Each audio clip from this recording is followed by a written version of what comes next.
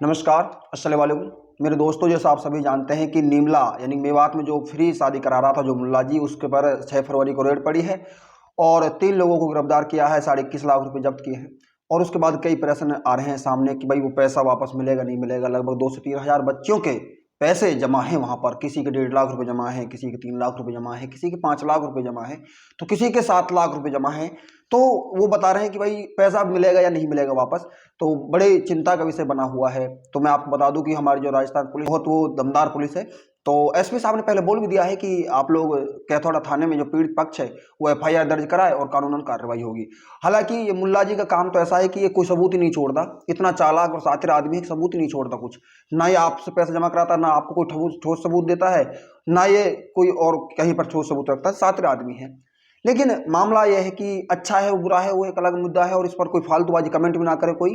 हम इसमें अच्छा और बुराई की बात नहीं कर रहे हैं, हम बात कर रहे हैं कि वो पैसा वापस कैसे मिलेगा।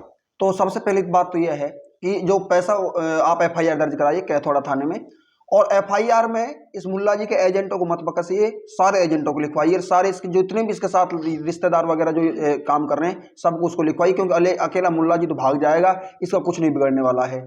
जितने भी इसके एजेंट जिनको आप जानते हो, जितने भी इसके रिश्तेदार वाले हैं जिनको आप जानते हो, सबका नाम लिखवाइए। एक साहब हमने इनके थ्रू हमने पैसे जमा कराए थे, ठीक है, कम से कम 10 लोगों के नाम लिखवाओ। अकेला मुल्ला जी भागेगा बेटा, ये कहाँ भागेगा। दूसरी बात ये है, फिलहाल आप मुझे ऐसा लगता है, जैसे मेरा अनुमान है, फिलहाल ऐसा नहीं होगा, क्योंकि फिलहाल ये मुल्ला जी दोबारा से शादी कराना शुरू कर रहा है, कर देगा। क्योंकि आप भी जानते हैं पुलिस की रेड पड़ी है और हमारे भारत की कमजोरी रही है हमेशा, पुलिस बड़ी ना भैया, सबसे बड़ा रुपया।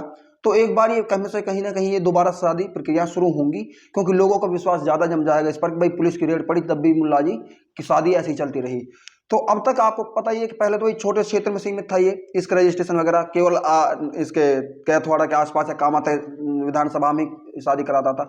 अब ये धीरे धीरे पूरे मेवात में फैल गया, अब मेवात से दिल्ली तक फैल गया, यूपी मध्य प्रदेश, ये पूरे भारत में फैल रहा है धीरे धीरे। अब पूरे भारत में फैल रहा, सबूत तो कोई दे नहीं रहा, पैसा जमा कराता है और जाओ भाग जाओ, ठीक है। उसके बाद 50-60 हज़ार रुपए का सामान दे देता है, 70 हज़ार रुपए की मोटरसाइकिल निकलवा कर देता है। कुल मिलाकर पूरा फ्रॉड है, अगर उसको सही तरह से देखा जाए तो पूरा टोटल फ्रॉड है। लेकिन आप लोग इसको समझ नहीं रहे। अब तुम कुछ भी है आप नहीं समझ रहे तो उसको हम कर क्या सकते हैं। हमारा काम है आप तक ये चीजें पहुंचाना। आप सामान को देखोगे तो जो 80 mm की जो संदूक, कोठी संदूक जो आती है, उस 40 mm और 50 mm की उसमें जा रही हैं, और पीपल पापड़ी और उसके जो पलंग है वो पलंग जा रहे हैं। तो वो अलग बहुत ही घटिया सामान। एक तरह से मैं निश्चित तौर पर कह सकता हूं कि आपकी जो बहन बेटियां हैं जिनको सामान दिया जा रहा है, उनको बेचारी जिंदगी भर उसमें सुननी ही पड़ेगी उनकी। लेकिन तुम लोग मान ही नहीं सकते, तुम तो जिनको जो तुमसे सीख सऊर किया था वो तुमको बुरा लगता है ना।